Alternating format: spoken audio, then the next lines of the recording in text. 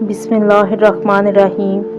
अस्सलाम वालेकुम वरहमतुल्लाहि वबरकातुहू। आज हम सीरत रसूल सल्लल्लाहु अलैहि वसल्लम के सिलसिले को आगे बढ़ाते हुए आपकी मुबारक ज़िंदगी के उन पहलुओं का जिक्र करेंगे जो हमारे लिए अमली रहनुमाई का ज़रिया हैं।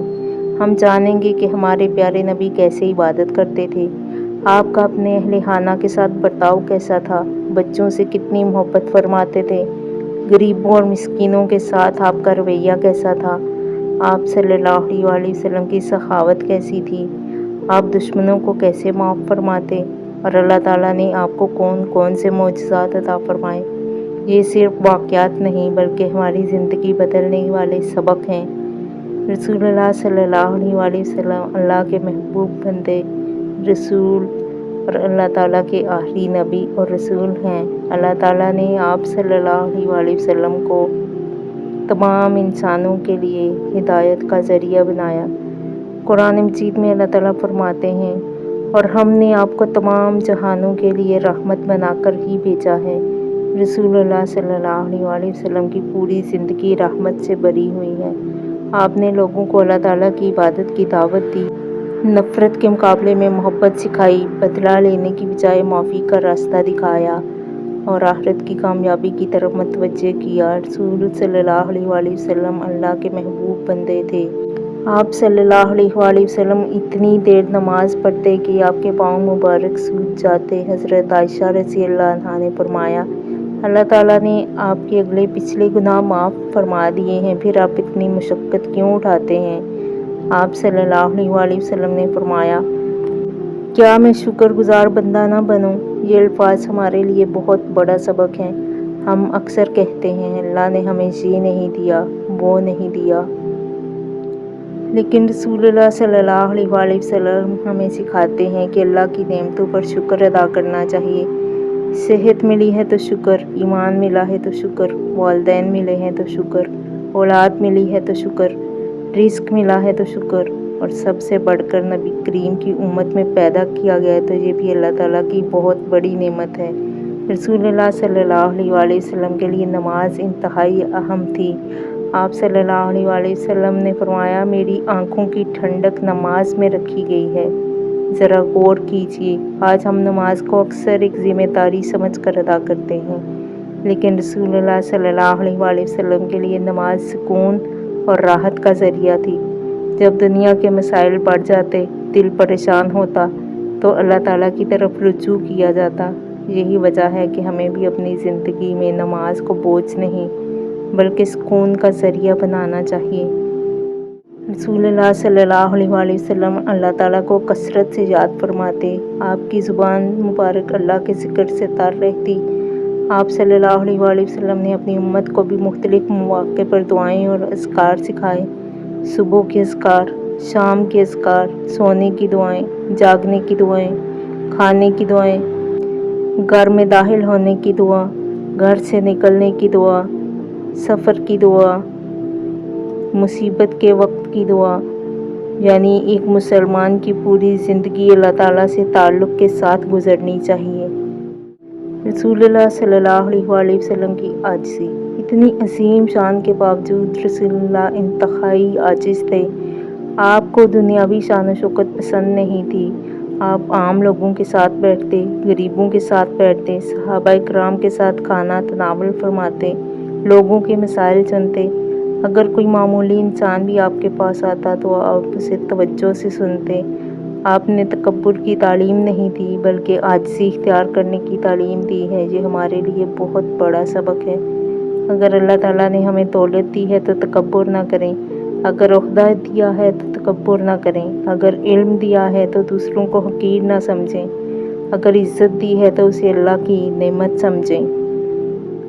घर के कामों में हाथ बढ़ाना।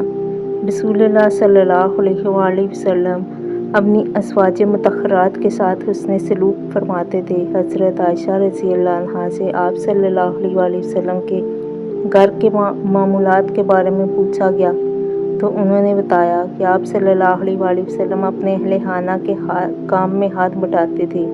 ये वाक़या हमारे माशरे के लिए बहुत खूबसूरत सबक रखता है। घर के काम सिर्फ औरत की ज़िम्मेदारी नहीं کہ وہ ہر وقت کام کرتی رہے اور مرد صرف حکم دیتا رہے۔ رسول اللہ صلی اللہ علیہ وآلہ وسلم گھر والوں کے کام میں مدد فرماتے تھے۔ اس لیے جو شخص اپنے گھر والوں کی مدد کرتا ہے اسے یہ سمجھنا چاہیے کہ وہ ایک عظیم سنت پر عمل کر رہا ہے۔ ازواج مطہرات کے ساتھ حسن سلوک۔ رسول اللہ صلی اللہ علیہ وآلہ وسلم اپنی ازواج مطہرات کے ساتھ محبت اور حسن سلوک سے پیش آتے۔ آپ نے فرمایا، تم میں سب سے بہتر وہ ہے جو اپنے گھر والوں کے لیے بہتر ہو، اور میں تم سب سے زیادہ اپنے گھر والوں کے لیے بہتر ہوں۔ یہ حدیث ہر شوہر اور ہر بیوی کے لیے بہت اہم ہے۔ گھر میں محبت ہو، احترام ہو، ایک دوسرے کی غلطیوں کو معاف کرنے کا جذبہ ہو، غصے کی بجائے نرمی ہو، یہی نبوی تعلیمات ہیں۔ رسول اللہ صلی اللہ علیہ وآلہ وسلم بچوں سے بہت محبت فرماتے تھے۔ آپ بچوں کو سلام کرتے، ان کے ساتھ شفقت سے پیش آتے، انہیں پیار فرماتے۔ حضرت حسن اور حضرت حسین رضی اللہ عنہما سے آپ کی محبت مشہور ہے۔ ایک مرتبہ رسول اللہ صلی اللہ علیہ وآلہ وسلم نے اپنے نواسے حضرت حسن رضی اللہ عنہ کو بوسہ دیا۔ ایک شخص نے کہا، میرے 10 بچے ہیں، میں نے ان میں سے کسی کو بوسہ نہیں دیا۔ رسول اللہ صلی اللہ علیہ وآلہ وسلم نے فرمایا، جو رحم نہیں کرتا اس پر رحم نہیں کیا جاتا۔ یہ حدیث ہمیں بتاتی ہے کہ بچوں سے محبت کرنا کمزوری نہیں بلکہ رحمت ہے۔ نماز کے دوران بچوں کا خیال۔ رسول اللہ صلی اللہ علیہ وآلہ وسلم بچوں کی حالت کو بھی ملحوظ خاطر رکھتے تھے۔ آپ نے فرمایا کہ میں نماز شروع کرتا ہوں اور ارادہ ہوتا ہے کہ اسے لمبا کروں، پھر کسی بچے کے رونے کی آواز سنتا ہوں تو اس خیال سے نماز مختصر کر دیتا ہوں کہ کہیں اس کی ماں کو مشقت نہ ہو۔ ذرا غور کریں، اللہ کے رسول نماز میں بھی ایک ماں کی پریشانی کا خیال رکھتے تھے۔ یہی اسلام کی رحمت ہے۔ رسول اللہ صلی اللہ علیہ وآلہ وسلم غریبوں اور مسکینوں سے محبت فرماتے تھے۔ آپ نے ان کی عزت کی، ان کی ضروریات کا خیال رکھا، لوگوں کو صدقہ و خیرات کی ترغیب دی۔ اسلام نے ہمیں یہ نہیں سکھایا کہ صرف امیر لوگوں کے ساتھ اچھا برتاؤ کرو، بلکہ اسلام نے کمزوروں کے حقوق پر بہت زور دیا ہے۔ آج اگر ہمارے محلے میں کوئی غریب ہے، کوئی بیوہ ہے، کوئی یتیم ہے، کوئی ضرورت مند ہے تو ہمیں اس کی مدد کرنی چاہیے، اور مدد کرتے وقت اس کی عزت نفس کا خیال رکھنا چاہیے۔ رسول اللہ خود بچپن میں یتیم تھے، اس لیے یتیموں کے درد کو خوب جانتے تھے۔